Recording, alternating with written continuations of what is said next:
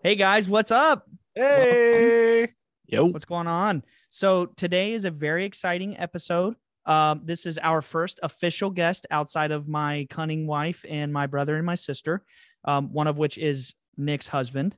By the way, we're never gonna let that would be my brother. By the way. Jeremy, I love you. I Yeah, love you, babe. love you, dog. So today I have actually been holding out for my friend Mark, the Woo! incredibly talented and gifted modern mystic sage. Some know him as Mystic Mark. He is the host of My Family Thinks I'm Crazy. It is an incredibly deep, profoundly esoteric deep dive. I know I just said deep twice. Just take me out back and shoot me, you know, whatever you want to do. But anyway, very happy to have my friend Mark here. He is the professional booker for Tinfoil Hat, which is how we met. And then ever since then, we've just hit it off and have become personal friends. And Mark, how you doing, buddy? Dude, it's a pleasure. You've been talking about this for a while. I almost thought you were just pulling my leg a year ago because it seemed like, you're like, yeah, we're going to have you on eventually. And the more I kept tuning back in, the more I'm like, wow, they're really getting this show together. Yeah. And to be honest, I love the dynamic with, just you guys. I don't think the show needs guests. So I'm honored to be the first guest. And yeah, dude, you've been a great friend to me. And you've told me some things that have definitely made me think twice about the ufology community in general. So it's definitely it's a true honor to know you, Ryan. So The honor is ours. The honor is Yes. ours. And thank you so much for your kind words. I just want to say up front, everybody else can see this, but this man has the coolest room I've ever seen in my entire life. Yeah, Like we mentioned it a little bit before we started, but like, look at this. This is Yeah. incredible. It's And dope as hell, also, dude. and what also, you don't see is go ahead. yeah, this is my first time meeting Mark. And already like you're possibly like the chillest, most welcoming energy from a person that I've I ever told you, met. bro. I told you, dude. Like so I've been sweet. holding out Such for a- Mark, and hopefully you've realized by now, Mark, that I wasn't pulling you around. We just I had to, didn't think so. we had to build from the ground up. So, and I feel like we're finally at the level where we can do this. And I do think you're right. I don't think that our show needs guests, but Nick and I really want guests like you who have something really interesting to offer to the listeners. So sorry to cut you off. Yeah, for sure. We do pretty good with just me and Ryan, but we also really like to get together with people who think in a like-minded way and people who think about, out of the box concepts, metaphysics and new age stuff. And so like it's just fun to like just throw stuff off of each other, just bounce stuff off of each other when it comes to this stuff. And yeah, Ryan's talked quite a bit about you, so I'm super duper excited to get into it. Well, I got my coffee. I got my smoke. I'm ready to go. I was going to say the thing you don't see is the stack of papers under the desk, the pile of books to the left off camera. Like there's a library behind me. And this is sort of like the last week I'm going to be here because I'm moving in a month. So, or for next month. So this is perfect timing as far as I'm concerned. You guys are going to get like the last glimpse of the studio that helped launch my podcast. So Brother. It's a true honor. So I want to, because this is, like I said, this is my first time having the pleasure of meeting you. I wanted to ask, if you don't mind, what got you into let's call it new age thinking, maybe. What got you into like metaphysics? I'd also really like to know like what your favorite subsect of new age thinking would be. So yeah, start maybe what got you into it and what kind of like your niche your niche new age obsession is. Interesting. Yeah, and I don't know if I would even categorize myself in that, but I love that you're posing this question because it gives me a lot of room to explain. So a while ago, very long time from now, I started seeing the world in a whole new way. And I usually give a lot of credit to cannabis for that because it was a really big perspective shift for me. And, you know, Hell yeah. with all the stigmas and whatnot, it's just like, wow, okay, you try this stuff and you're like, this is what's illegal. This stuff's great. And one of the things that came along with that was when you sort of have this funky odor, you start to meet interesting people who like to smoke too, and that's kept happening as I was out of high school. I kept meeting these interesting people, and one of the first people I met gifted me some crystals and taught me about the Esther Hicks law of attraction vortex work. Oh, okay. So Never heard of that, man. Right. So, and that was that, Abraham Hicks, I think, is the name that the channeler goes by, but the person doing the channeling is named Esther Hicks. And, as much as I had known about conspiracy theory at that age, like I was very much interested in the alternative history, the conspiracy. I had lived through 9/11, the George Bush era, the Iraq war, the Obama, sort of lies that really like showed me that, oh, wow, none of these people are trustworthy. This guy who said hope and change just like went and dropped more bombs on these countries than anyone else in history, So I was just really disillusioned. And at this point in my life, I really, as much as I loved nature and animals, I never really had a metaphysical sense for those things, even though I was attracted to that world in that way. I just didn't quite understand how. I knew about like Taoism and that because I had always practiced martial arts since I was 14. That was a big Oh, no part way. of. Oh, yeah. And What was that your martial art? What was the first one?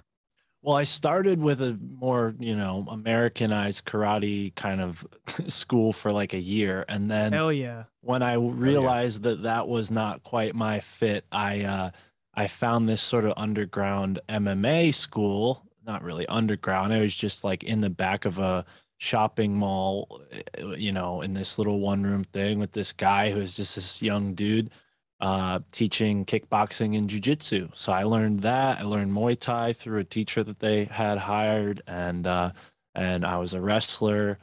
We sparred a lot. The emphasis was on MMA and sparring, and this was right around 2007, 8, 9, 10, 11. That's when UFC was really becoming very popular. And then once UFC was bought by Fox, I was kind of like, I lost interest, and I was smoking a lot more weed. But all of these things kind of culminated into me finding crystals, and like cannabis, crystals was another thing where like I had kind of seen the stigma of like people being like, ooh, crystals. But when I actually had a relationship with them myself, something changed, and I started being drawn to all of this information, all the books you see behind me. I started this collection when I was like 16, 15 years old, and it's only grown to this day, being 27 years old at this time. So, when you ask me like to really get to the heart of the question, where do I define myself in the New Age community?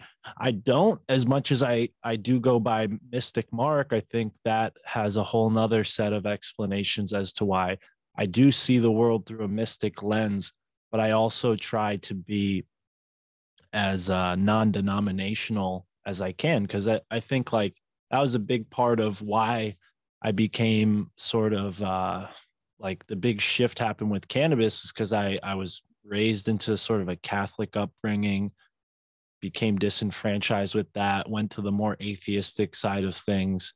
And then cannabis was like, no, it's all connected. It's all spiritual. And that might sound new age to most people. So I think that's where I'm at. But if you really like ask me like specifically where I would see myself, I like shamanism. I like, Hell yeah, dude. I'm very fascinated by shamanism, by the way. Yeah. And I think I take that, I say that very carefully, because there are a lot of people who take the term shaman with a lot of liberty, and they like, oh, I'm a shaman. And, me, I have a relationship with cannabis and tobacco, but that doesn't mean that I feel qualified to like roll you a blunt and like administer it to you as a shaman, because that's what a shaman does, is it guides others through the path. Yeah, I wouldn't say I'm a shaman. That's an esteemed title for sure. Right. Yeah. So I think that's Yeah, where I I stand. feel you. I feel you with the, categorizing as a shaman. It does seem, especially in kind of the new age movement, that a lot of people just kind of give themselves that title. They'll just say like, oh yeah, I'm a shaman. Totally. I like weed. I like, I like LSD. I'm a shaman. Right. Like, Right. But I love the amount of respect that you put on it, because I agree with you. Just full disclosure, I totally agree that spirituality is connected with those kind of things, and I think it makes you physically, emotionally, and spiritually vulnerable, and to impart that on somebody else, that's a big responsibility. Yeah, It's for it's sure. a Well, it can and be I kind of take scary. I take it very seriously because, for me, the metaphysical interests have always been a part of a sort of act of self-improvement, because initially I was very, very wary of doing any type of drug. I'd seen alcohol and what it could do to people at a young age, and I was just wary of any type of drug. And then I realized, like, wow, there are guys like Bruce Lee and Eddie Bravo who actually talk about using this stuff in their workout. And as a young martial artist, I was like, yeah, I'll try it if it's going to help me there. And it did. I would smoke a bit and then go out in my backyard and use a punching bag, and really felt like I was zoning Connected. into something. Yeah, yeah. Like you're in the And flow. exactly. I was engaging with the flow state and pushing myself with this newfound sort of confidence and energy that I just didn't have.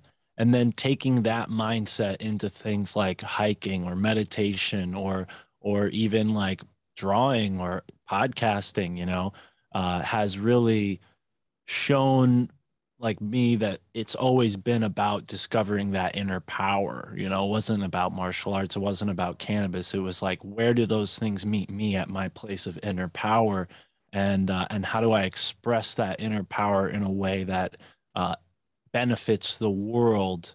Because I think that's part of the secret, is like, the more you're outward facing with your motivations, the more energy you have to supply like your life. And I think that's where I kind of Damn, you're blowing do my like mind, dude. That is that is well said. I just wanted to Thank say you. that. Bruh, it's Well- in the title, Mystic. Yeah. Well, and it's full circle, because at first, like I said, some of the first things I encountered were crystals and the law of attraction stuff. And to some people, maybe the law of attraction stuff feels like it could be some sort of Hey, one Uh, second, guys. I'm sorry. yeah. I got a notification on the computer. Are we still recording? Everything Yeah, good? it's still rolling. Okay. It said I was signed out. We're good to go. yeah. My And apologies. here, you know what, Ryan? Just in case, if you want to make me a co-host of the meeting, that way my premium Zoom thing will like keep us going, because sometimes Zoom will cut you off at 40 minutes. Yeah, And that's a good also, point. I'll just put I'm make host. I'm recording the audio on my end if you need a backup, just Okay, in yep. case. I made Hell you the yeah. host. Thanks, bro. See, this is why we need you, Mark. We need This is what you. we We need you. desperately Yeah. need you. Literally. No, Okay. I wanted to ask a quick question. Sure. You mentioned Bruce Lee, and it was Bruce Lee, and you mentioned Eddie Eddie one Bravo. Bravo. Eddie Bravo, Eddie who I met. Bravo. Oh my Who I met, gosh. by the way. Super dope guy. We had a nice little chat. Shout out Eddie Bravo. Shout out Eddie Bravo. Such a cool dude. Bruce Lee, I had no idea that he was. So was he experiencing similar things to what you were explaining with cannabis, like being in a spiritual flow state? Well, and here's the thing with cannabis and Bruce Lee. It's like, from our American perspective, we are like, oh, cannabis, that's only recently kind of been warmed up to. And we know the hippie movement, and there was cannabis then. And Right. I'm sure you're familiar that it wasn't illegal always, like up until like Yeah. the 1900s, it wasn't illegal. It was But like in the 20s China, or 30s. in 20s or China, 30s. it's always been regarded as a medicinal thing, just always. It's never been like thought, it wasn't really thought of as like, a scheduled drug, the same way they might have thought of opium, because that was a big problem in China. But yeah, as far as I know, Bruce didn't smoke. He was an edible cannabis user, and he was all about using it to recover because he saw the anti-inflammatory properties of it, which is crucial when you're building muscle. You know, that's a big part of, and Bruce was really just like an innovator in his martial arts and also in his fitness routine. Like he would build his own workout equipment. Like, you know, he had like all of these homemade weights and dumbbell type things like pulleys. And so he was a real innovator in a time when, you know, physical fitness wasn't really about martial arts. It was more about how you looked. And that was something that he also warned people against. It's like, don't ever, you know, you're not building muscle to show off. Bruce's mindset was like, build muscle to use it, you know, and you could see that in his physique. Yeah. Oh yeah. So lean. I mean, just, I don't think I've ever seen anybody that lean and shredded, like completely. So, there was no vanity. Fun fact, Mark, I'm not sure if you know this about me, but I studied Wing Chun Kung Fu for 4 years. And my Sifu was he was a lethal dude named Brian Edwards. His Sifu was Duncan Leung, which was the only recorded private student of Yip Man, who was Bruce Lee's Sifu in China. Yeah. Wow. So I have a little bit of a lineage relation to Bruce Lee there.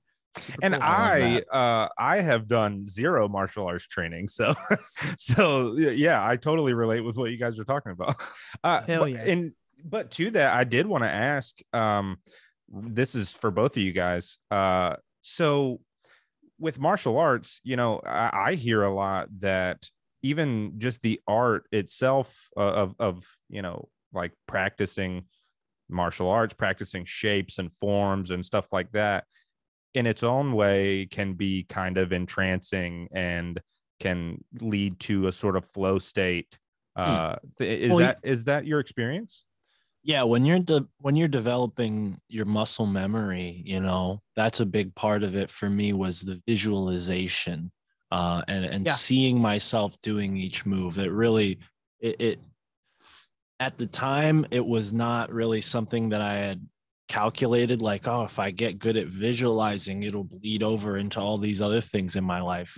And it had that effect. And I was really sort of benefited in a way I didn't expect. But there's absolutely a mystical quality to martial arts that, you know, I don't know if I would be where I'm at in life without that, you know, going through martial arts and wrestling. And you know, I was the captain of my wrestling team when we our high school hadn't really even had a wrestling team for a couple decades, and we were like we were like the ragtag like team. And after 3 years of like hard work and the talent of my teammates, we were able to win the championship. I was really more of a motivating factor on the team. I wasn't one of the best wrestlers, but I was a captain and we won that year. So I've always been kind of like with that mindset of you can accomplish things if you work hard enough, you know. And I've never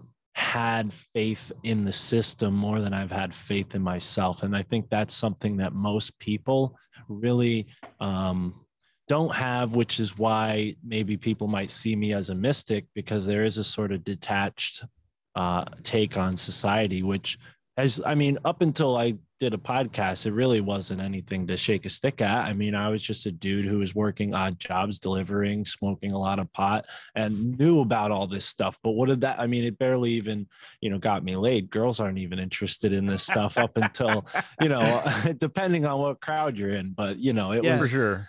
You know, God bless my girlfriend, of course. I love you. Listeners out there, get you a crystal girl, everybody. Get you a crystal get you a crystal girl. Yeah. That's so good.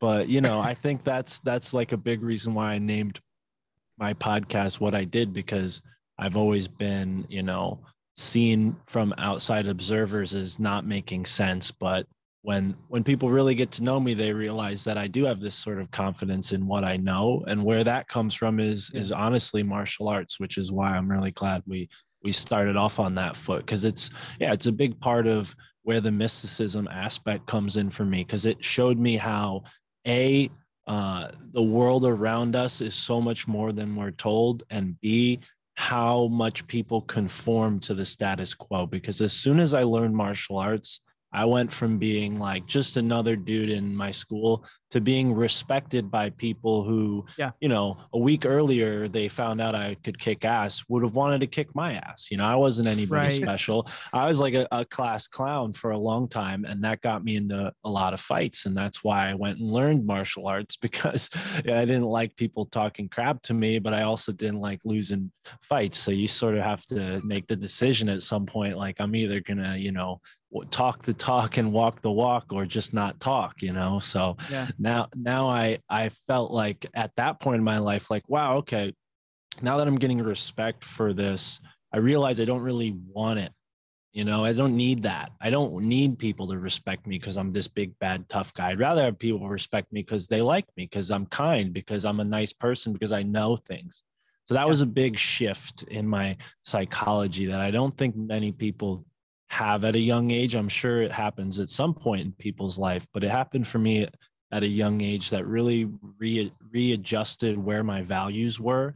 And yeah, you know, now I have people who are twice my age telling me, oh, you're so wise beyond your years. And I'm like, yeah, but I like, my transmission just busted on my car. I can't even change my own oil. Like, you know, I'm not, I have many reasons why I'm not quite fitting into society. But at the same time, you know, there's this sort of inner drive to understand the world in this way that others, and you know, I see it, you can interpret it as a mystic, you know, mysticism, you know. And I think if everybody had a more sort of mystic atmosphere to the way they saw their life would go a little smoother. And I think that's sort of what synchromysticism is. Like, people, I just had somebody ask me today, actually, like, what do you think synchromysticism is? He gave me that flag behind me, don't tread on me. And do you mind defining synchromysticism for the listeners? Of course, I know. Of course, not for us. Yeah. No. Of course, we know. No, but well, when you say synchromysticism, what does that mean to you? Yeah, and I'm sort of, it's a hard thing to define, you know. I mean, if we look it up, I just looked up the Wikipedia definition, not that means anything, but it says synchromysticism is the practice of attributing mystical or esoteric significance to mundane coincidences.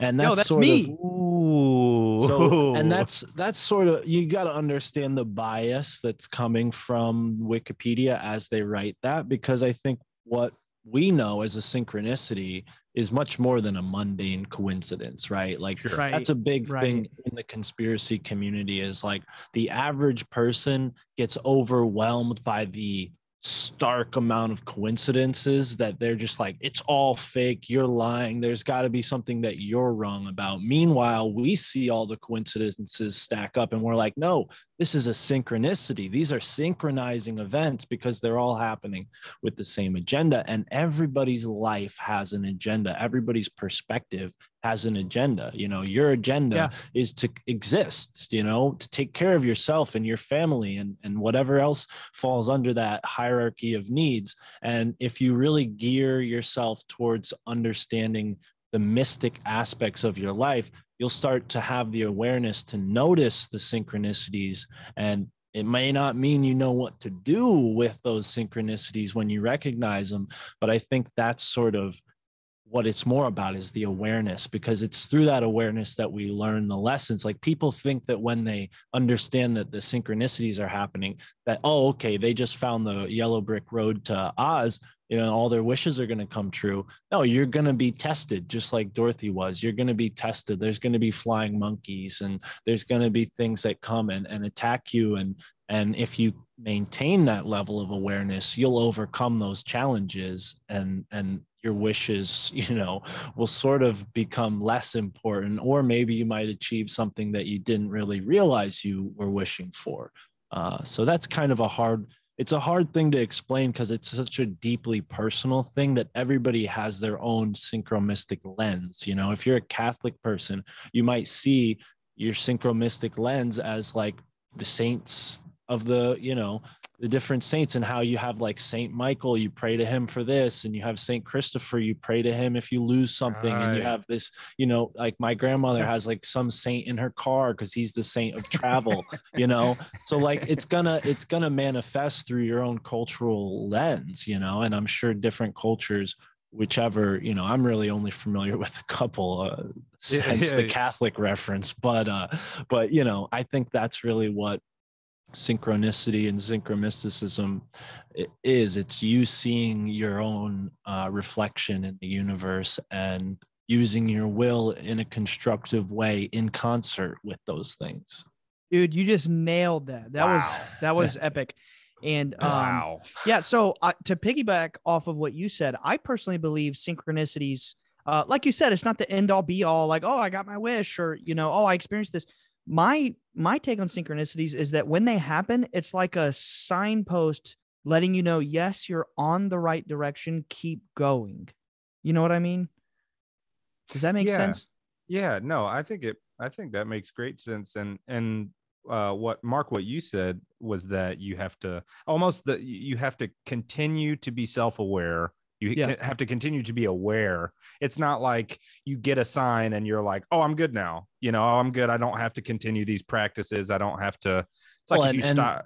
And the road in life changes, you know, like the paths and the signposts you see right now, you know, they'll change, right? Your life changes and those signs change. So I think it's really, I mean, driving is a beautiful metaphor for it, because we all understand that experience to some degree, minus maybe people who only take Ubers and live in the city.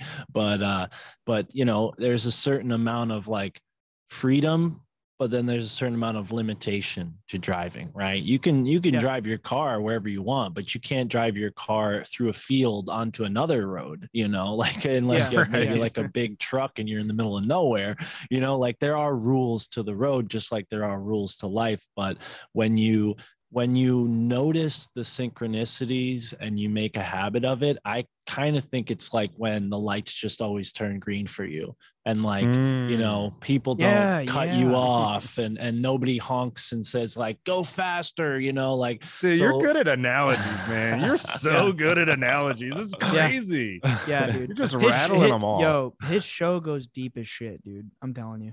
My family thinks I'm crazy, right? That's what that's what it is. Everybody check it out. True statement. So for our, I'm just going to cut this in for our listeners of Bledsoe Said So. I was just on Mark's show about 3 weeks ago, and that's why we set this up. I was like, yo, I'm ready. Let's get you on. And you know, what's cool is that episode is coming out this Wednesday. So this episode will probably be out after that, right around maybe on the same day. And then people could just jump over and hear me in the host chair interviewing Ryan. Heck That's yeah. awesome. I'm not 100% sure when this one will come out, but it should be within a month for sure. We'll take definitely. Yeah. I think it'll be 2 weeks, 3 weeks. Not sure. It'll be soon, but yes. What I was going to say is when I was on Mark's show, I was like, yo, I'm going to be honest with you, man, your show, talking to Mark, I was like, your show is high level. And Mark was like, you think so? And I was like, yeah, dude.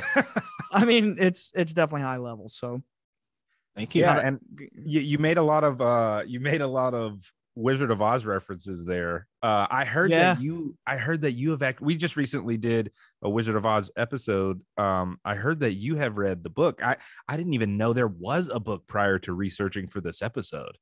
Oh yeah. What did you think about reading that book? I after diving into the author, it led me down the whole H.P. Blavatsky kind of rabbit hole, and that was like life-changing for me. Did you go down a similar rabbit hole? So I've always known about the Wizard of Oz. It's my sister's favorite movie, and my mom's.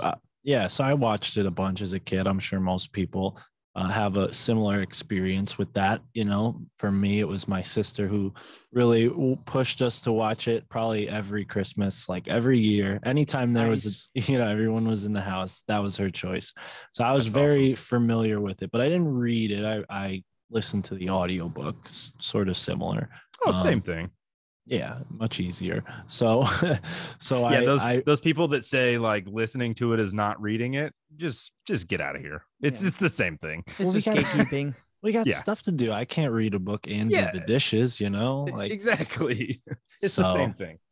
So one thing that is really interesting about L. Frank Baum. Oh, and I should also say I was already familiar with, theosophy when it came time for me to. Which is Blavatsky, by the way, for the listener who doesn't know. Yeah. Helena Blavatsky. Yeah. Mm-hmm. It's not limited to her. There was a whole movement, but it's certainly like if she's the poster child, yeah, it's her.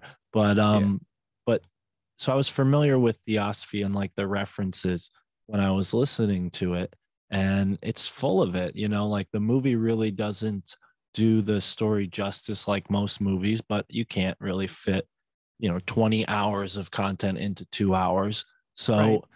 it was definitely more esoteric as to be expected, but you still saw a lot of the esoteric things come to light. One of the biggest differences that Ryan and I mentioned last time we talked was the silver slippers, right, in the book are different than the ruby slippers that she wears in the movie. And the silver slippers are supposed to represent our silver line, our silver cord that connects us to the higher realms. And the rubies come in the book because Dorothy, in the movie, her sort of conflict is resolved much quicker than in the book. In the movie or in the book, she has to go see this witch that we never see in the movie, the one in the South. I think she's like the nice witch of the South or something, or the North, whichever one that you don't see in the movie, has a palace made of rubies. And that's where Dorothy learns the secret that she needs to get home. And that's sort of, I think, why they use ruby slippers instead of silver slippers. Not to mention ruby slippers were much more dazzling. And this was a big color film at the time when color films were new.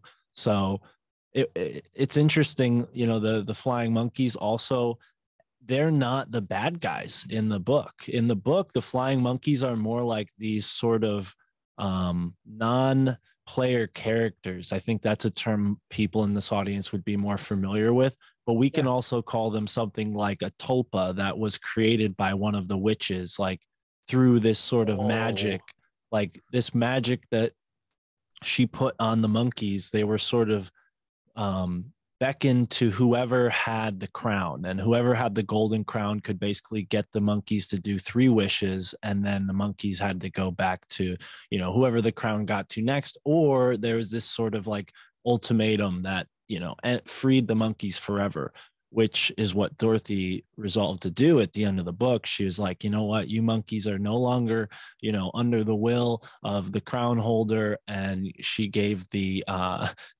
crown to the Scarecrow, and the Scarecrow becomes the new King of Oz, or the Wizard of Oz. So there are many things about the book that really point to this sort of worldview that the Theosophists had that was very much inspired by the fusion of Eastern philosophy and Western philosophy, specifically their occult aspects. And then the second book, which is another really interesting book, it starts off with a different character altogether. Dorothy is there's a second one? I'm sorry to interrupt you. That's all right. There's 20 books, actually. Oh my God.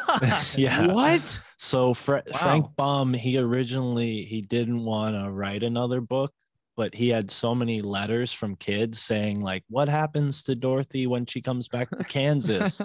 So he had shit. And he really, I don't think he was very interested in keeping up with the Kansas Dorothy thing, because his second book was about a boy. I think I forget the boy's name, but he's basically like an orphan to this witch, and the witch kind of is having him do all of her chores and all this stuff. And in order to free himself and kind of get out of the control of the witch, he creates a homunculus with a pumpkin head, and it's like this pumpkin headed character who ends up helping him escape from the witch. Maybe he fights her. I think they even poison her at some point with some kind of psychological or psychedelic herb, like a hen's bane or something like that. What? So does this take place in the same universe as yes. Is what? Yes, and then Dorothy comes back in the book series, and over time, the Scarecrow is the Wizard of Oz. He's like this just ruler of Oz, and they give him like this brain to make him think that he has a brain, but then he starts to realize like, oh, this thing in my head is just like a symbol, and he becomes like this really like genius kind of yeah, you're blowing my mind wide open right now, dude. Here's the significance that's the most important. So the yellow brick road, just like in the metaphor I used before, is like the road through life. And Dorothy is the symbol of like the soul, the spirit, sometimes it's called like the ego, but I think we would understand ego in a different way than they did when they were writing that.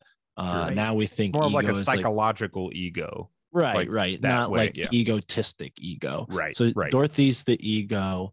The Scarecrow is like the vegetable sort of side of the body, because in theosophy we understand that, and I'm not saying we because I'm a theosophist, I am not, but theosophists understand that there are 4 layers to the etheric body. We have the soul, the plant, the mineral, and the animal, right? So there's a sort of human aspect in Dorothy, there's the mineral aspect in the Tin Man, the vegetable aspect in Scarecrow, and then the animal aspect in the lion. And each of them is overcoming their own individual, trial and what they have, lacking in the world. They're sort of looking for sort of answers, right? You have the lion who, he's the animal side of consciousness. What is he afraid of? Everything, right? He's literally everything. Yeah, he wants to have some bravery, because when you're in the physical, you realize that you're also mortal, right? You're mortal. So there's that sort of play on like the mortality of the flesh with that. We have the Scarecrow. Obviously, the Scarecrow is kind of like the nervous system, the plant system, like the nervous system of our body where we think through. The sun is the light, right? The light of our consciousness comes through our nervous system, just like the light gives life to these plants. So that's sort of, the spirit and wanting to be more than just because what's the difference between a plant and an animal? A plant is a living thing, but it has no will on the earth, it in the sense that an animal does, where it can't move itself through the earth. It's very limited in that degree. So the plant is sort of like striving for that. And then the mineral character, the Tin Man, what happens to him? Well, he died of lead poisoning, I think. Well, he first of all, he's like, immobile, right? He needs oil to move him around, and he's looking for a heartbeat, a life source, because what our minerals are kind of like the skeleton, the backbone of our environment. But as far as like living essence goes, they're really more just soul beings than they are living beings, the same way a plant and an animal is. So that you have these sort of... If I may add there, you're insinuating crystals are living beings. Hey. Absolutely. You heard it here, folks. Mystic Mark. By the way, real quick shout out. One of our followers, Duane Kier. Am I saying that right, Ryan? Yep, Duane Kier. She sent us some crystals. Oh snap! What you got there? What is that, Mark? This is a big old quartz. Selenite? Quartz. It's quartz. It's quartz. Hell yeah. Yeah. So she sent me this rose quartz, which happens to be my favorite. Oh, there's the selenite. I can't get close to my camera here, but thank you so much, Duane Kier. She sent me a clear quartz pyramid and a chunk of black tourmaline. Yes, thank you so much. Big shout out. Okay, let's go down the crystal rabbit hole, because that sounds so fun. When I was actually on Mark's show about 3 weeks ago, we didn't talk too terribly much about crystals, but he said something that seriously piqued my interest. And I had even said on his show, like, we got to talk about that on Bledsoe Said So. So Mark, you were telling me that when you started collecting more and more crystals, profound synchronicities started to unravel in your life. Do you want to go into that at all? Whoa. Absolutely. Yeah. I like I said earlier, I was given the law of attraction material and a crystal. I still have a bunch of them. It was like a crystal bracelet, but she gave me this type of stone called blue obsidian, just like this right here. And I just noticed this shift in my body and my mind, wearing it and having it. And I just kept collecting crystals. And around that same time, I had met a person who became somewhat of like a mentor in some degree. I was wearing a Sitting Bull t-shirt, smoking a joint in the New Haven Green area, like the center of town kind of park right near the Yale's campus. And this Native American dude from like clearly not from around here, he was like so sunburnt that it was like, it was like ancestry, long sunburn, like this deep Yeah, it's red baked in. skin. Yeah, he Yeah. was, and so I immediately recognized he was like sort of an outsider. And sure enough, he told me he was from Arizona and told me, oh, I like your shirt. Like what makes you put a Sitting Bull t-shirt on? And I was a little like worried. I'm like, this guy gonna beat me up for wearing like me, like, so I told him, like I respect Native American culture. And I showed him what the back of it said, because it had this like long quote from Sitting Bull that I really resonated with at that age.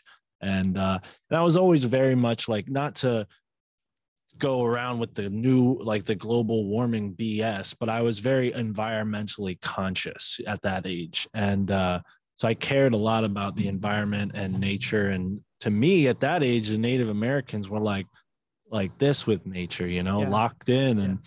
And it just felt like sort of one dimensional. And Amos, the gentleman I'm referring to, gave me this like really deep understanding of what it meant to be a Native American that I was not getting from a book or from like this woke culture that was emerging at that time.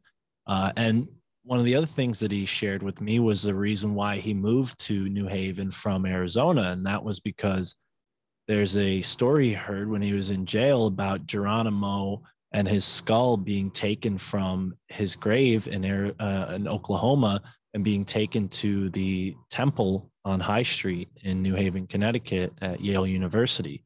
And Skull and Bones? The Skull and Bones Temple, yes. Ooh, So we're going there. Yeah, they call it the tomb officially, but there are multiple secret societies that have existed at Yale, and that's kind of like the granddaddy. Presidents are in them. Oh yeah. No that way. That was like the George beginner. Bush was in it. Yeah. Oh yeah. George Bush, John Kerry, George Bush Senior, Taft, President Taft was his. He was the founder. I mean, fun fact. His father, Alfonso Taft, was one of the founders. So some people speculate that's why Paul Walker. That's the guy that did Fast and Furious, right? Yeah. Paul Walker. Some people like conspiracy theory, but I think it's super cool to go that way. Some people speculate that crash was no accident and he may have actually been killed because he actually did a pretty deep movie about Skull and Bones back in like 2006. Oh, no way. Yeah. What movie? I didn't know about that. I can look it up right now. I'll look it up. Okay. Yeah, I would love to learn more about that. But yeah, I definitely, had, like I said earlier, had a pretty deep sense of what conspiracy theory was at that time, but I wasn't called really the Skulls. Sorry, it's called the Skulls. Okay, yeah. So I wasn't really familiar with with anything that was actually that close to home, for that at that point in my life. It was all through books or through the internet. And here's this place like a couple towns over from where I grew up, where this like totally infamous, global secret society, it has its like roots in all sorts of different industries. The founder of FedEx, the founder of BlackRock, the founder of, the New York Railway. Like we're talking like 1832 they were founded. So we're talking like pre-Civil War. And a lot of these guys were military. It's a military organization designed to recruit people from high-level elite positions and put them through this sort of high-level elite military industrial complex. These guys grow up, through the system of wealth, go to Yale University, and then go on to be, a big player, whether that's through the military, in the economics world, the president. And in politics, especially. There's a lot of judges that have been in Skull and Bones. So, they have their hands in a lot of different baskets, so to speak. But we, you know, at that age, it was like a big wake up call. And, you know, obviously, before we started recording, I told you guys I just did a walking tour of the area. Yeah. So I wanna hear I've about that. researched a lot since then and just kind of like gotten to understand the situation. And I felt like on 3/22/2022, given that their special number is 322, it's like the number that they use as their symbol. You know, I figured it'd be a good day to sort of bring some awareness to what they're up to. And I got a group of people together, mostly listeners of my podcast, another guy who has his own podcast. Shout out to Jay from How to Kill a Sacred Cow podcast. He drove down, and I love that name. That's yeah, awesome. and That you is know, really cool. it was a fun time, and we walked by the main building, the Skull and Bones tomb, and then we made our way down to some lesser known buildings that are just equally esoteric. And what's really interesting about Yale's campus is everywhere you look, you can see a little carving or edifice or, you know, relief or frieze of like a different, you know, depiction of something. Most of it's like different people. You have like people like, you know, standing holding something in their hand, and they're kind of like featured on like a roof, you know, like all of the buildings are very ornate, a lot of different symbols. So I just went through and pointed out some of the more esoteric symbols, things like Minerva, the owl, which is all over the place. And we have, you know, this sort of They have those at Yale. They have Minerva owls. oh yeah. I mean, They their have a motto dark is ritual, dude. their motto is truth and light, you know, and that's kind of like the school's motto. But there's a lot of esoteric significance to just the school in general, but, you know, specifically Skull and Bones. And I thought I did a good job highlighting some of the symbols. It was a good time.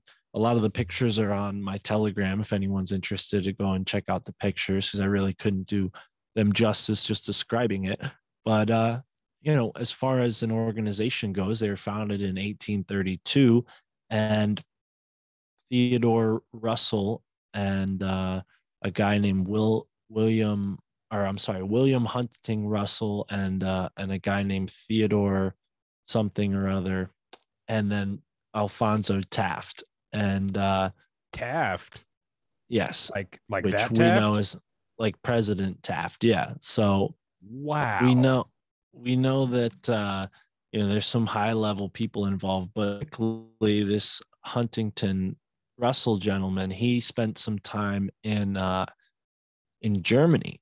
And at that time, you know, people who aren't students of history may not know, but Prussia was like a very militaristic type of country. You know, they were very top down military. They had all these military academies, and they were very much like a part of the German atmosphere as well at that time. And he was going to the University of Berlin, learning under a professor who had studied under a man named Hegel, right? This Hegelianism, people Hegelian can look it up. dialect. Yeah, and I'm sure people might recognize that term Hegelian dialect. It comes from this professor. His last name is spelled Hegel, if anybody wants to go check him out. But it's really centered around the idea that the state is the utmost power. Like everything needs to go towards the state. The state is the ultimate power. And the way you keep the people in power is by dividing them into two groups and keeping those two groups fighting each other, while the state, you know, always has the solution, right? Damn. And we see that happening today, and we see that happening with the members of Skull and Bones and where their influence went to. It's not just in the military or in the government, it's also in the education system. They, you know, have people who went on to found colleges and become presidents of colleges and had a lot of influence on the way education shifted in the early 1900s and put us in this situation post World War II, where we're sort of in a steady state of decline, you know, as far Alex as is going to be so mad he missed this episode, by the way. That's such a good point. This is literally an Alex episode. Yeah. You guys would have vibed. Totally. So Next time. That's sort of like, where I point towards the most influence. The other influence that Skull and Bones has is like with the connection to the illegal drug trade, because a lot of the families that were involved in the original Skull and Bones roster were also these people who were shipping drugs from China and other places around the Asia at that time, and importing them in through Connecticut, New York City. Like, there are big ports here, Massachusetts, Rhode Island, and these are all families that, wealthy families that lived in these areas too, that are sending their sons to this group. So yeah, it's definitely has its sort of influence in both sides of the equation, illicit drugs and and war. I've been sitting here trying to look this up, by the way. There is I actually learned this listening to Tinfoil Hat, but there was an ancient Greek person. I don't think it was a philosopher. And was it me? Yeah, it was definitely you, dude. Demosthenes, something like that. Yes, yeah. He was a pedophile, and he died in 322 BC. And some people speculate that is some sort of association with Skull and Bones, because we all know what the fuck they're doing in these elite circles. Just look at Epstein. Secret. There's no secret. And if you think it's a secret, you haven't been paying attention, because Epstein was arrested like 4 years ago or 3 years ago. And Maxwell, and Ghislaine Maxwell. Yep. And the Skull and Bones number is 322. So I don't know. Weird there. People should look into that, but I wonder where that comes from. I wonder where the 322 numerology comes from with their organization. That person, the ancient Greek pedophile dude, he died in 322 BC. So some people speculate, was it like, an homage to his death year? Well, and keep in mind, ancient Greek, ancient Rome, modern day Germany and modern day Prussia, like these places are literally in the same places that Rome was, so a lot of these like secret cults that might have existed all the way back then, they didn't go anywhere. They just changed names and changed names. As the leaders change. And obviously we all know about like the Inquisition and like the witch trials and stuff. So there's a big push to eliminate a lot of the sort of pagan aspects of European culture, but that just meant it went underground. And that's probably where we're seeing, guys like Russell going to Germany, learning about this secret society in 1831, then going back to Yale in 1832 and founding the second chapter of a German order. That's where Anthony C. Sutton says that the 322 comes from. It's the numbers 1832 plus 2, meaning 322. And it's sort of like at that time, this, obviously the pre-internet, but like it's also really pre-mass communication. So we have telegraph sort of still on the way, not there yet, but you had a big emphasis on keeping records of everything, even though it was just private. So I think that's where that comes from, is sort of like the typecraft of like, well, if we're going to date it and we're going to put all this formality, and the number 322 is there. And also it has that resonance with the Demosthenes thing, Demosthenes. Yeah. And that could just be random coincidence. There could be no connection there. I think that's been suggested by more than just the guest that was on Tinfoil Hat.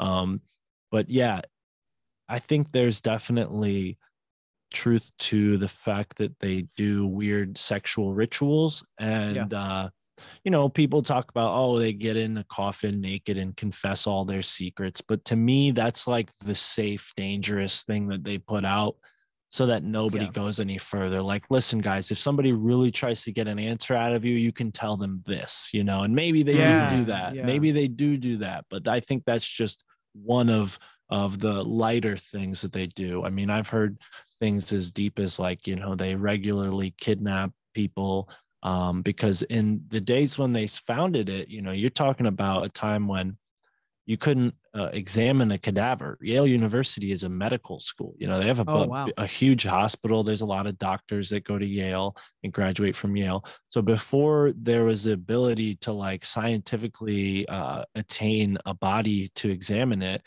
you had to hire underground groups of people to go and rob graves to get skeletons and things like that for, you know, educational devices.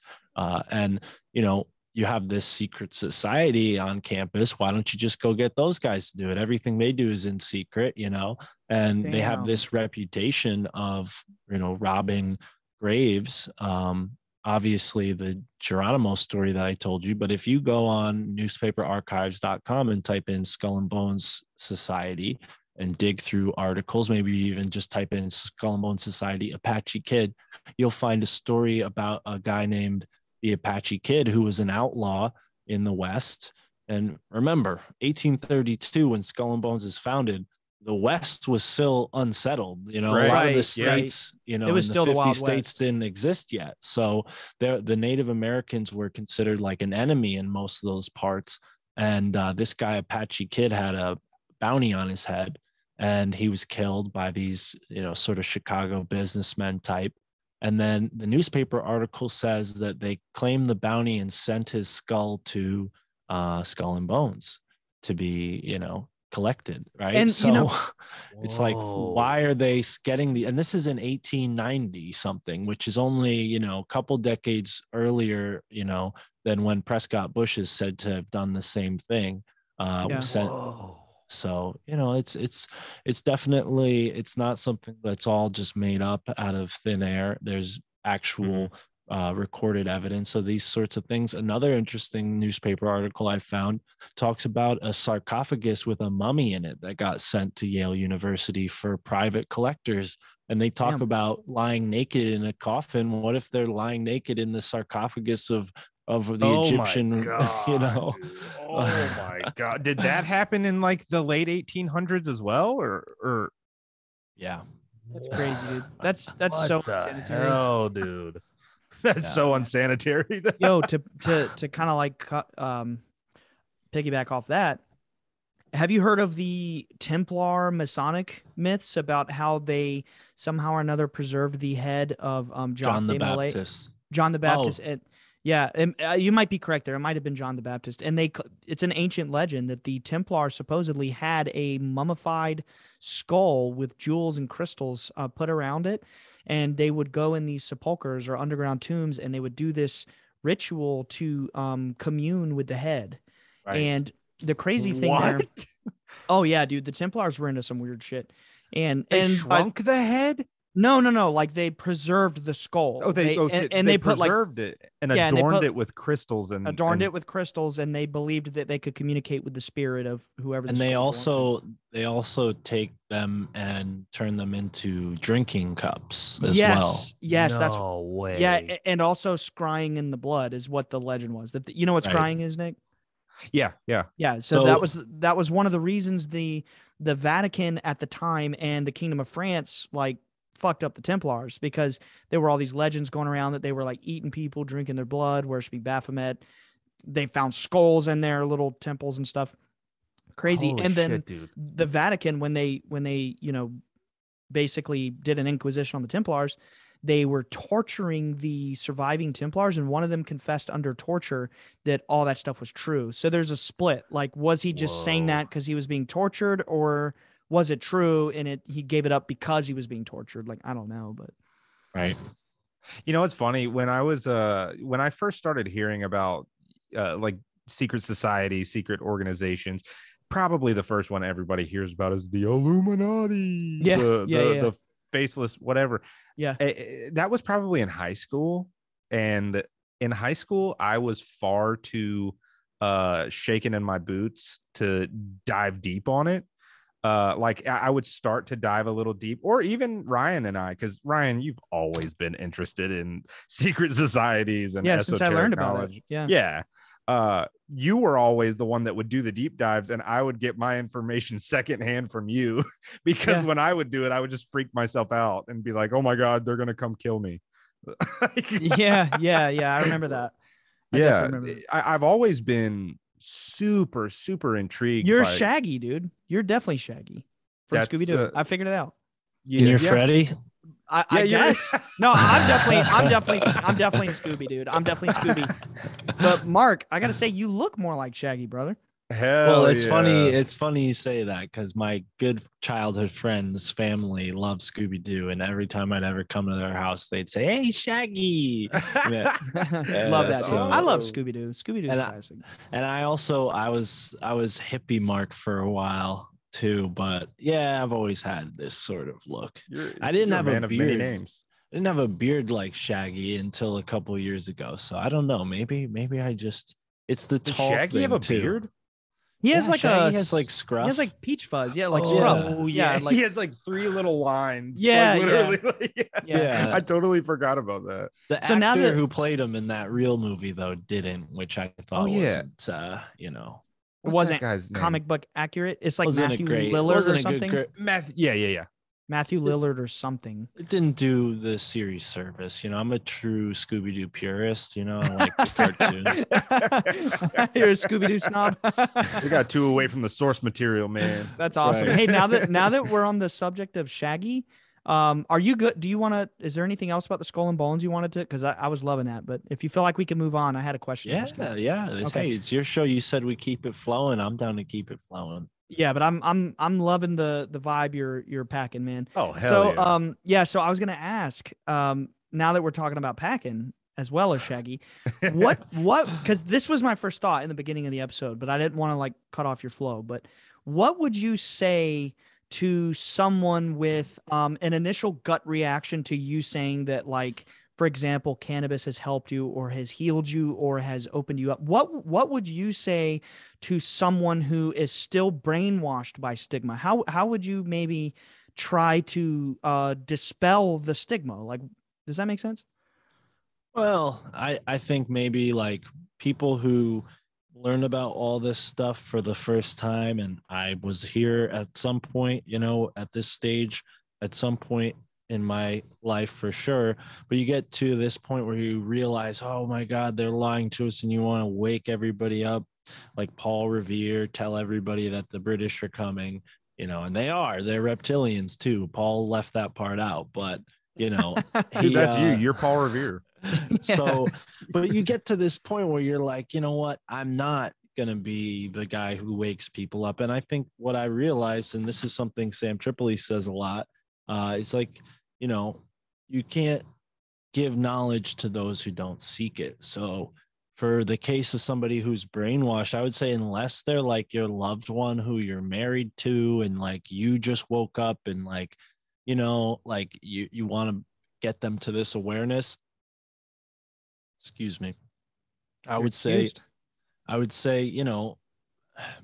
do it lightly, because I think really what it comes down to is like your own perspective will take you here. And, with everything that's going on, I'm sure there's plenty of couples out there who have like woken up together, and that's beautiful. I'm sure. I'm blessed, like I said, to have a girlfriend who knows all this stuff and more. She's way up on like a lot of these subjects, the spiritual and I've met her, by the way, realm. She's very cool lady. She was a part of she was my co-host the first time you were on the show. So that was awesome. A good episode. People should go back and check that out, as well as the new one that's coming out. But I would say, as far as anybody like waking people up, don't give knowledge to those who don't seek it. And I think really, like, for me, I've kind of not ever been good at taking that advice, because I'll get into like little arguments. Like, for example, last night we had this thing that happened with Will Smith and Chris Rock, right? Dude, oh my God. So my grandma like comes in the room and tells my girlfriend like, oh, did you hear what happened? And I come in the room and I'm like, Meme, I call my grandma Meme. Like, Meme, you really think that these guys did that? I mean, I saw a picture where Chris Rock is standing there. His neck is like this. He's looking up, giving eye contact. He's like totally, and we're talking about martial arts before, he was totally in a stance to like take that slap, right? So to me, it looked like he was waiting for it or anticipating it. Because think about it, nobody's watching that stupid show. Like they had to do something like that would make its way to Instagram and TikTok, and because that's where everybody's attention is. Make know? it viral. That was my same thought, bro. Like, yeah, whether it's real or not, it's like nobody really pays attention to that. But shit. I told my mame, I'm like, mame, these people are actors. Like, do you really think that like they spend their whole life acting? Like, she goes, but he was crying. I'm like, yeah, he's an actor. Like, of course he could cry like that. Cry like, whenever he he can wants. work himself up like that. Just saying those words he said to Chris Rock could work anybody up, whether it was genuine or not. That's what we're putting in question. And yeah, so when stuff like that happens, I'm always the first person to voice my opinion, but that comes with a lot of risk, which is why my podcast is named My Family Thinks I'm Crazy, because I've never been afraid to shake things up, whether it's Thanksgiving dinner, Easter Sunday, whatever it is. If somebody mentions something that I think they're maybe, for to use your phrasing before, like asleep about, right? Like somebody who's not seeing this, I forget exactly how you phrased it, but if they're not in your family, I would say just let them think whatever they want. But when it comes to your family members, like, yeah, just lead by example. And for me, it's alienated me a lot more than it's warmed me up to people. But I think over time, especially family members, they start to respect you if you are sort of respectful with your insertions or assertions. You sort of insert these red pills, for lack of a better term, into the conversation. And if you do it delicately, sometimes people they're like, oh, wow, Mark had a good point there. And as long as you're not jumping down their throat, like trying to force them to believe it, they might actually like warm up to it if you give it time. So, and especially with the name of my podcast, like my auntie listens to my show, and I'm like, auntie, please don't listen to my show. And they're like, same. I'm like, oh my God, what are they hearing from me? And then, I get funny looks at family gatherings now, dude. Seriously. But I think a lot of them, they listen because they're supportive. And I know they're not going to hear this because they're just listening to the one show they know about, which is mine. They probably had never even thought to listen to a podcast before that. Right. But, I don't. What's a podcast? I don't think they're listening the same way you and I would listen to a podcast. I think they're tuning out a lot of it, and just it's nice to hear my voice. And that's cool. That's something. Speaking of your voice. That's exactly what my mom tells me, by the way. She's like, yeah, I listened to like 15 minutes of your Wizard of Oz episode, but then I got too confused. So that's great, dude. Yeah. Right. Well, speaking of your voice, I got to call this out. So, Mark, you already know this. Oh, you already know what I'm going to say, don't you? Oh, she said it. Yeah. She literally said it last night when I was driving back from Fayetteville at like midnight. I knew I was going to have you on today. So I started listening to one of your episodes and I was like, baby, just take a nap. Cause she was exhausted. We had just filmed a little mini, TikTok documentary all weekend, just super tired. And anyway, I turned on your podcast and she was like, hell yes, the sexiest voice in the show business, Mark DiCaprio. Because my wife's favorite actor is Leonardo DiCaprio. And if you really, so to speak, open your third ear. Awesome. Damn, that was a terrible joke. But if you open your third ear, your third ear, it didn't land. But if you pay attention, Mark does actually sound a little bit like Leo. Like he's got kind of like a voice I gotta of close honey my and milk. eyes and hear it. Yeah, but his voice is like honey and milk, my friend. But you should hear me shouting in traffic. It's not exactly. Oh my God! It's more like piss and vinegar. I hear it now. I hear it now. He's Leo. Yeah, dude. He really does have a voice for radio. I actually do hear the Leo now for sure. Now this is becoming a thing. I've like never Jenny heard let that. It go. I've never heard that until Jenny said that. But yeah, I dude. appreciate it, and that's very kind of her to say that. So thank you, Jenny. Oh yeah, I'll let her know you said thank you. Yeah, I totally hear that now. No, I identify a lot with a lot of the stuff that you just said about kind of like dropping the bombs on your family, like kind of like being your authentic self and not really pulling any punches, not really sugarcoating things, but doing it in a tactful way, right?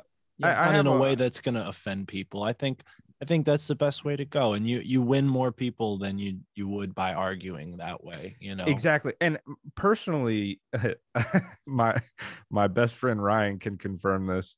For many years, I was quite the argumentative person.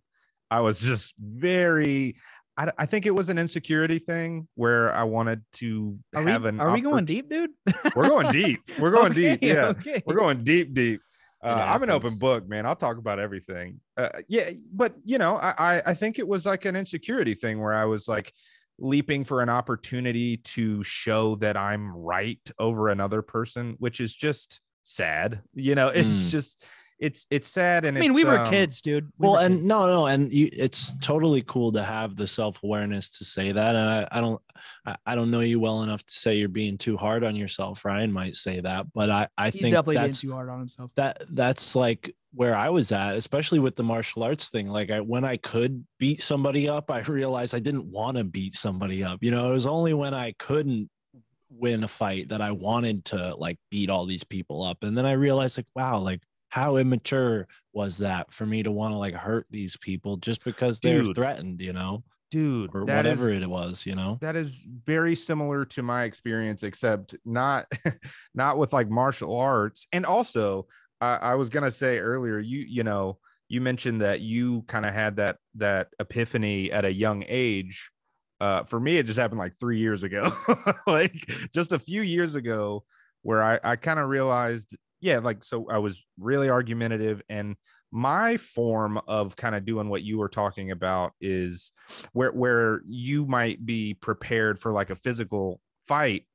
I kind of found myself always prepared for a verbal fight, like you know, I was always on my toes, ready for an argument. And yeah, I came to find that like, why would that be the thing that I want to be known for? Like you mentioned earlier, I'd much rather be known just for like being kind, being authentic, and not sugarcoating things, and just being my authentic self. Another thing that you mentioned that I really identify with a lot is you said that you came to that understanding at a young age. And so today you're like, I'm not the guy that knows how to like change tires or change my oil or whatever, but a lot of people confide in me and you know, consider me a wise person. I identify a lot with that as well, because I don't know the first thing about cars.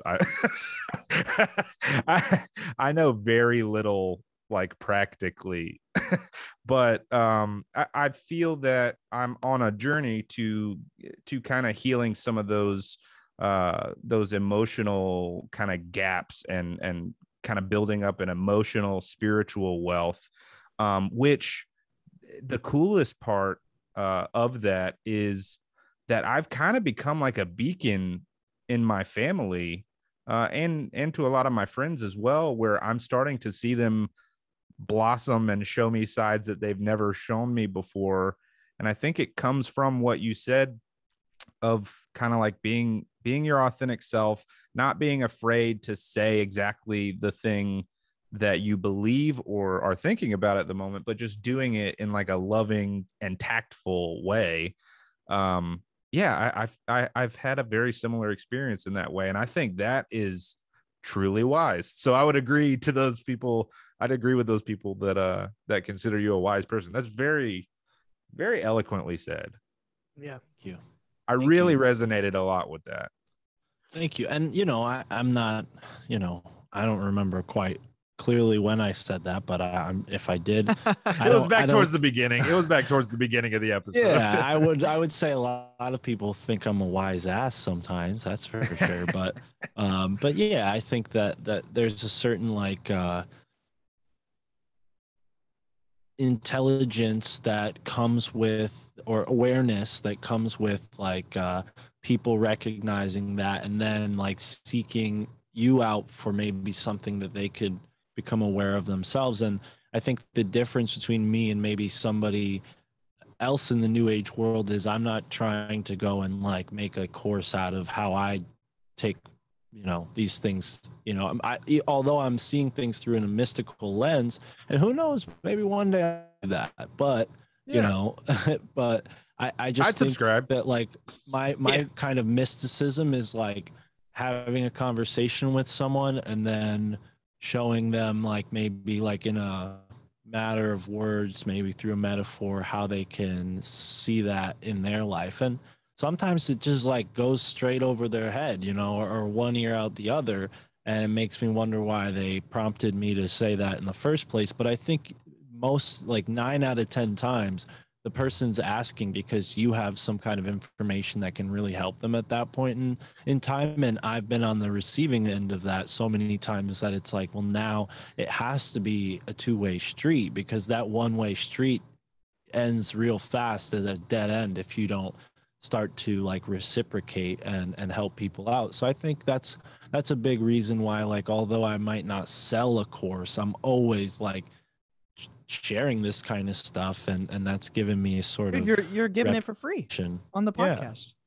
Well, no, not for free. People need to start signing up for the fucking Patreon. Sign up Yeah, for the Patreon. yeah, Sign up for the Mark's- Patreon. It's sign up worth for Mark's every dollar. Patreon. No, And then we're doing good. We do have quite a few people on Patreon, but it is nice Hell when yeah. people support, because you're right, it is for free. And I listen to so many podcasts for free that I eventually realized that, like, I could get more out of it in some cases if I paid, like Higher Side Chats. Who wouldn't pay for that second hour? It's one of my favorite shows. And then like Sam Tripoli, he puts all this bonus content out there, and that's how I got in with Sam, you know. Like I was a subscriber on his Patreon. I bought a ticket to one of his comedy shows.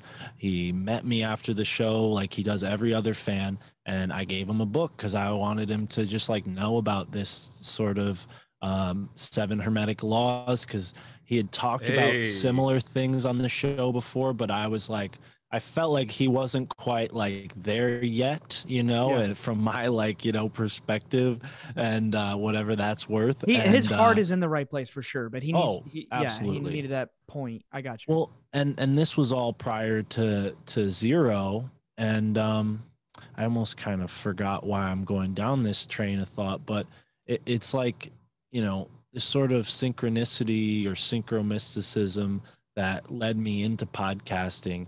You know, it wasn't like I handed Tripoli a resume and said like, dude, I could do this for you. You know, he had me on his podcast a couple of times and then said, hey man, who should I have on the podcast next? And I gave him this big long list, because I'm like, I want to see you interview this guy, this guy, this guy. And I'm like, for tinfoil hat, you got to interview this guy, you know? So that's when he was like, this guy might actually, you know, be worthwhile to help me out with this. So I started booking for him. But I was going to ask how I'm you losing track of what I was bringing that up for. Yeah, I was going to ask how you got hooked up with Sam Tripoli. That's awesome, man. Oh, how now I long have you remember. been doing that? Thank you. Yes. And I can definitely go into that a little deeper, because it connects to like what I was saying about supporting podcasts, because I realized when I was just like a delivery driver delivering for a bakery and like working at the farmer's market and, you know, really not making a lot of money, that like maybe I shouldn't spend $45 a month on podcasts, you know, maybe I shouldn't support these podcasts, because some podcasts that I supported, you know, all I was doing was supporting them. There was no like bonus content or anything like that. And I found that there's this like karma, dude. So no other way to explain it, because now look at me, you know, I have my own podcast that's doing really well. I've had a bunch of those guys that I really admired early on my show. I work for Sam, which is you know, in this community, people are, you know, sometimes jealous, sometimes really psyched and happy for me.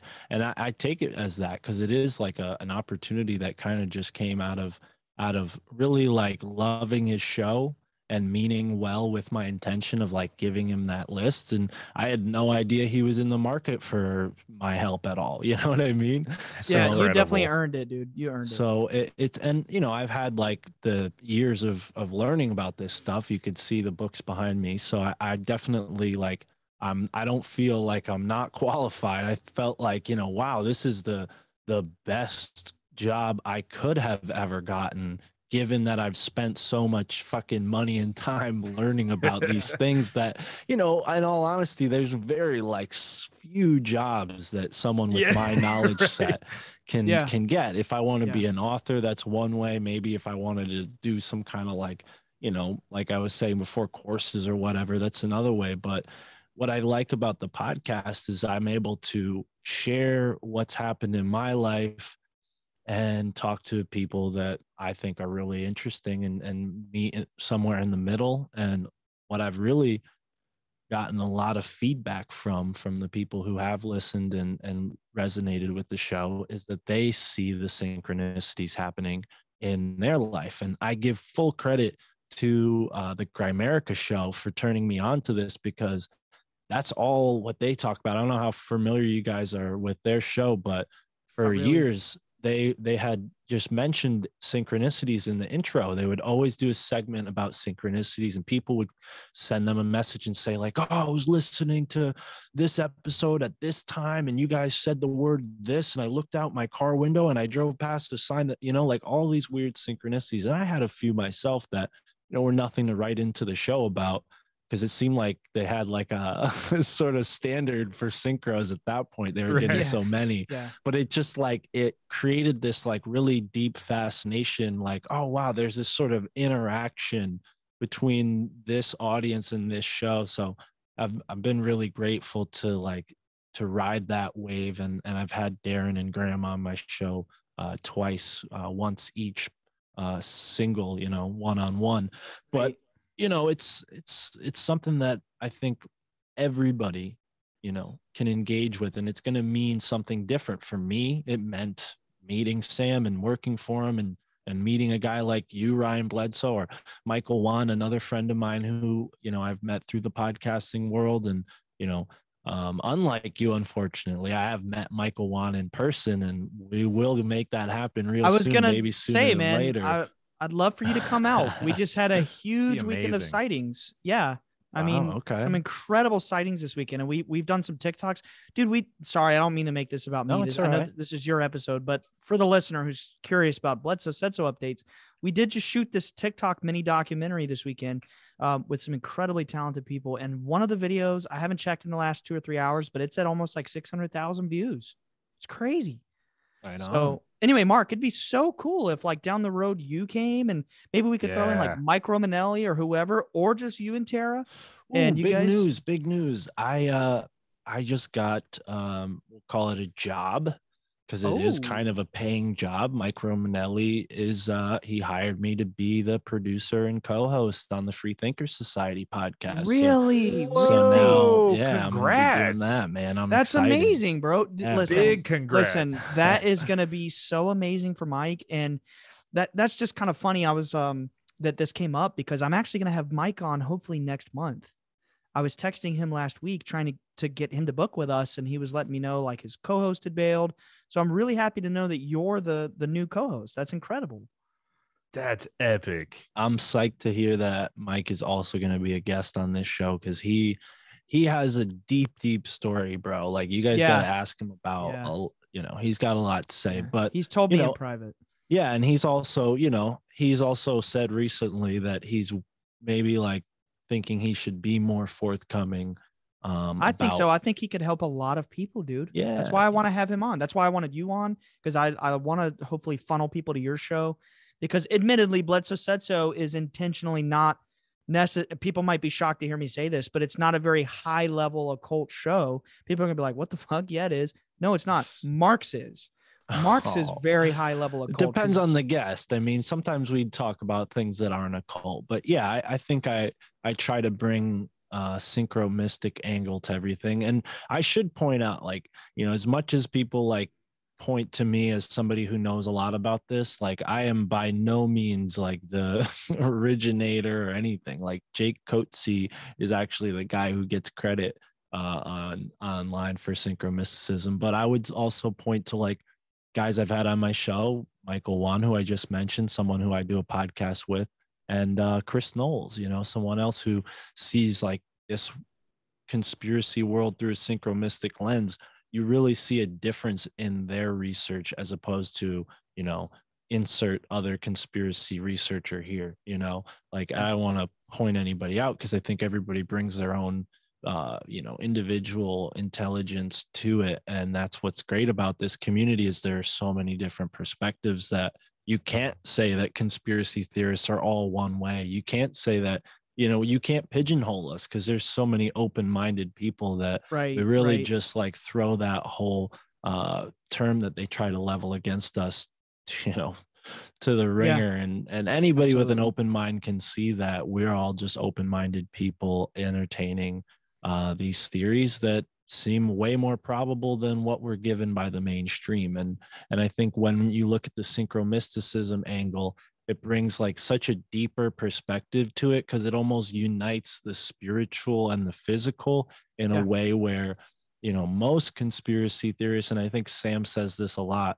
he's like, most conspiracy theorists eventually get to spirituality, and sometimes also spirituality leads to conspiracy, because you realize at some point that like we're in a spiritual war, like there are people out there who are trying to keep us ignorant of our spiritual potential, whether you're Christian, whether you're Muslim, whether you're Buddhist, whatever, Jewish, whatever you are, there is a group of people that is against you that are trying to, dim that light inside, and sometimes it comes from the people within your own denomination. That's why I try to be non-denominational. And although I do find value in all faiths and religions, I don't, try to claim any one, which is why Mystic Mark is a comfortable place to be, because Mystic doesn't really, denote any sort of one religion. But I think that's really where we're at. We're in this sort of 3D reality confined to our five senses until something shakes us out of that. And once you get shaken out of that, you can't go back. And the people who want to control everybody know that. So they try to keep everybody in the 3D box. And, David Icke says that. I've just had him on my podcast recently. It was an amazing, that'd be amazing. I got to hear privilege. that one. It was a privilege to have him on and talk to him. He's really just a brilliant guy.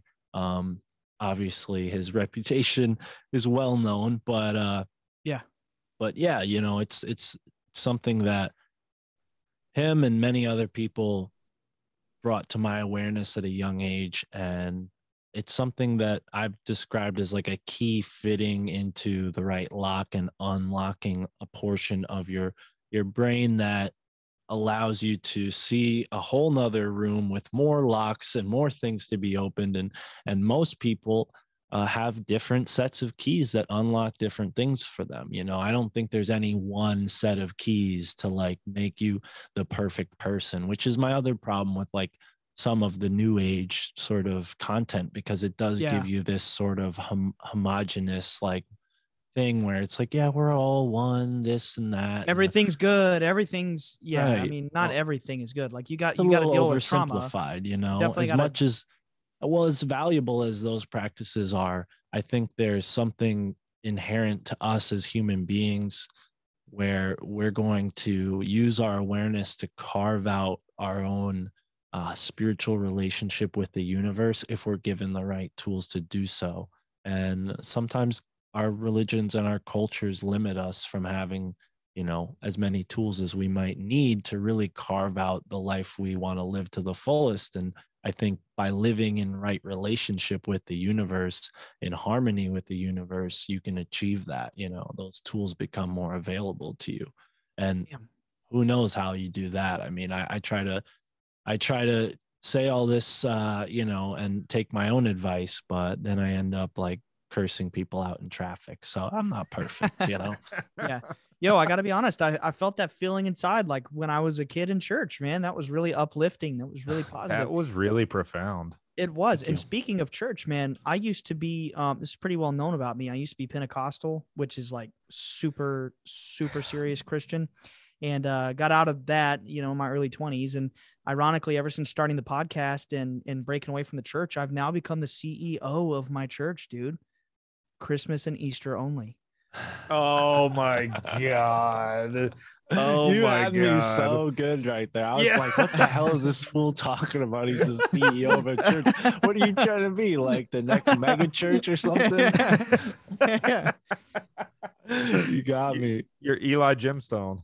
Oh Yeah. man. Oh, dude, I gotta watch that. I gotta watch it. Oh It's a man. great No. show. It's hilarious. Yeah, I was confused too. I was like, "What? You're the Yeah, Nick, what?" Nick is like, what the fuck? No, he's not. I didn't hear about that.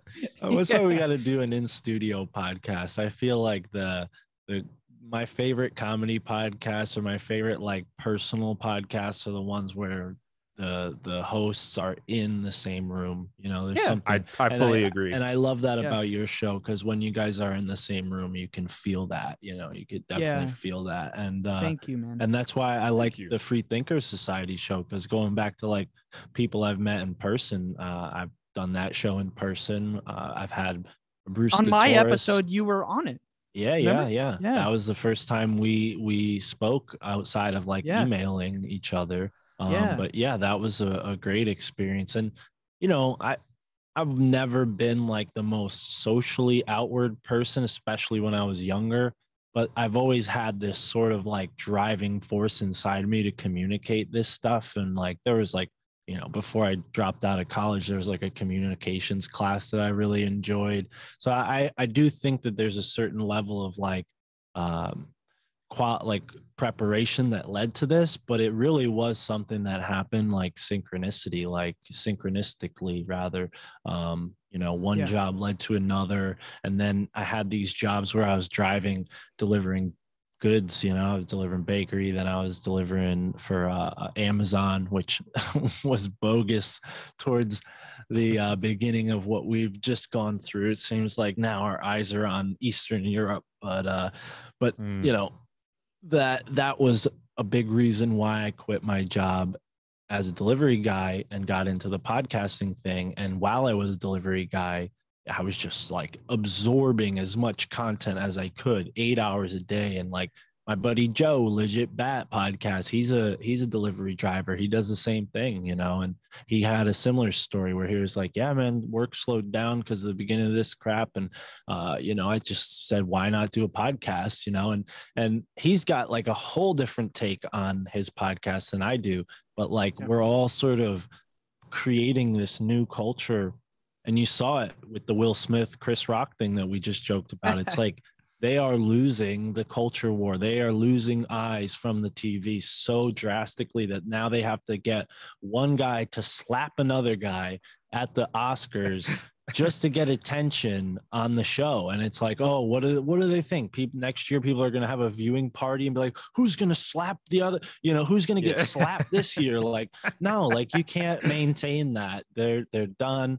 This whole thing is moving towards what we're doing right now, a more authentic experience. And of course, it's more authentic when we're in the same room. But I think what we're doing right now is like what human beings have been doing for millions of years. Forever.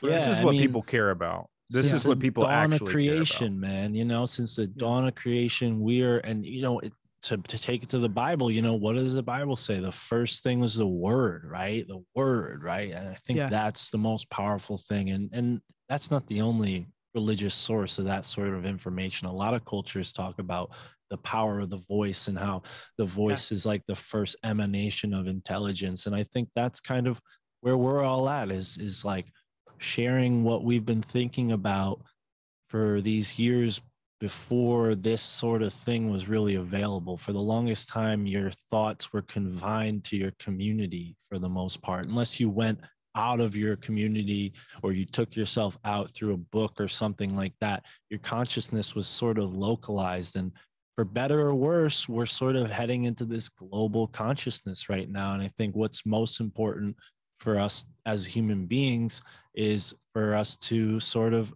all get a little shot at that. And you know, you guys bring something special just because you're from where you're from and you have a certain vibe. Obviously, Ryan, your life has been very unique compared to the average person. And, you know, in some ways mine has been unique too. But I think that's what's so cool is like two, you know, podcasts from totally different parts of the country kind of coming together and sharing their perspective. And this is happening all over the place. You know, I find that like I connect a lot with people out west and down south, and I wish more people up here in the Northeast would listen to podcasts, but there are some people up here that listen. So Yeah. Well, you have an open door here, man. You literally have an open door here. I would love to have you and Tara out to maybe see some orbs or just hang out and do an in-person episode. Full disclosure, that would be incredible. That would be so incredible. It would be absolutely incredible. Maybe like a swap cast kind of thing. And like Nick and I, eventually, when we have the necessary resources and time and preparation, we definitely got to come chill at the dojo of comedy. And oh my gosh, that'd be amazing. Yeah, because Nick, I'm not sure if you remember, but me and Mark's mutual friend Mike owns the Dojo of Comedy East. Yeah, which he opened co-owns with Sam Tripoli. Right. Yeah, I was about to correct myself. He's a business partner with Sam Tripoli, and I just wanted to say, Mark, but he owns the restaurant, so it is Romanelli's joint for sure. Yeah. But I just wanted to say, like, and you know, I know you had to eat dinner soon. You're welcome to stay as long as you're comfortable for, but you know, just in honor of you having a way out, I wanted to say this before you leave. I'm very thankful that we became friends. I feel very blessed to have gotten to know you and to know Mike and to know Sam. And I feel like the three of you guys in particular, literally the three of you guys, and a couple others like Isaac Weishaupt and, you know, Greg Carlwood, literally one of the goats. Let me rephrase that. I feel like you five have been my heroes, who have kind of like influenced me to do what I'm doing now. And I'm sure Nick has different heroes and that's great. But like, I just want to say it's so awesome having you here. It's very surreal, you know, from going on your show to listening to your show, a dozen episodes or dozens of episodes. And then here you are. Sometimes I kind of thought I was listening to your show for a second. It's just weird, you know? Well, it's a lot of fun. It's a lot of fun doing the same thing, you know, because like I said, I've listened to your show, so it's cool to be here and talk to you guys. And I did feel like I spent a lot more time talking, which is not I got the hell out of your way, brother. That was our pleasure. I got the hell out of your way, dude. I'll say my show, you know, I talk the least, I hope. I mean, as an interviewer, I try to just, you know, add to the conversation when I can and ask the best questions so the guest shines. And then when I have a guest on a second time, you know, like we did just recently, it kind of opens more into dialogue. But yeah, the idea of the show is to just keep having fucking, sorry for cursing. Oh, dude, curse all you want, dude. Well, I think I was good up until that point. I'm not that I was trying not to curse, but you're great. But yeah, we curse on my show too. And yeah, man, this has always been it's always been a blast talking to you. And I think this is the next phase, you know. If we do something in person, it's gotta be a swap cast. I'm sure I'll bring a camera or something and film some kind of video for my people and whatever you want, man. Maybe we capture some orbs on camera. Yes, we got some old cameras. We got some old cameras. Maybe they're more friendly towards like old school cameras. Do you think? Ooh, that would be a fun experiment. Like the Polaroid ones, you know, where the picture slides out. Who knows? Maybe we could do it even, you know, do something big. I mean, no promises, but maybe I could call my my friend Olivia and have her come out again. And dude, like we just spent the whole weekend filming for TikTok and we got orbs on orbs on orbs, dude. Tons of sightings. Yeah. And she has like 1 million followers. She's an incredible person and she wants to come back out. And you never know, man. Like, yeah, but I'm just so humbled that you came on. So thanks, dude. I and I hated that I couldn't be on the episode with you guys the other day. But if you ever wanted to have us back, I would be so honored to be. Yeah, no worries, brother. We'll make it happen. I can definitely see that happen. And I mean, obviously the swap cast in person, who knows? Once I get my transmission fixed on my car, it will happen, dude. I'll be free. It will happen. We got to do that. That will be so incredible. Support me on Patreon so I could fix my transmission and make it down to see Ryan and Nick, folks. Y'all heard it. Get Mark, on it. please plug whatever you got. Just lay it on the table, homie. Yeah. myfamilythinksimcrazy.com. And then the podcast cooperative that I've built alongside of my podcast is altmediaunited.com. Welcome to all podcasts, especially independent ones. We're trying to build everybody up, you know, a rising tide raises all ships. So, and we have some really great shows. Some of the ones we mentioned here already, a part of the cooperative. So yeah, check it out. altmediaunited.com is a great place to find new podcasts. And then myfamilythinksimcrazy.com is the best way to check out what I'm doing. I got merch and all that stuff. So yeah, please support Mark. He's a friend of the show. Please. Incredible human being. thank you. And anything else do you feel like you need to say, Mark? Anything at all? Anything that you didn't get around to? Or Nick or anybody? Other than thank you guys so much for having me here. Thank you. Oh, Thank yeah, you. this You're was making fun, me man. blush. This is a lot of fun. Yeah. You know, I definitely think, there's stuff that we can revisit like crystals, but I say, why don't we leave it on the table for our next conversation? Yeah, let's do that. Yes. Let's do that. Okay. Absolutely. Okay. So if we're wrapping it up, then you, sir, Mark, would you do us the honor of saying bye, guys, to our audience? Yes, sir. Ladies All and right, gentlemen, ready? tuning in. Oh, No, You let go for it. Don't Mark, let you me got step it. You on got you. it, Mark. Don't You let got me it. step on you. Yeah. ladies and gentlemen, tuning into Bledsoe Said So. Thank you so much for being here and enjoy the moment wherever you are in the now. I've been Mystic Mark. Peace. Bye, guys.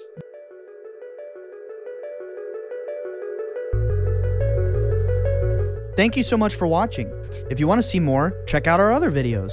And before you go, don't forget to subscribe. See you next week. Peace.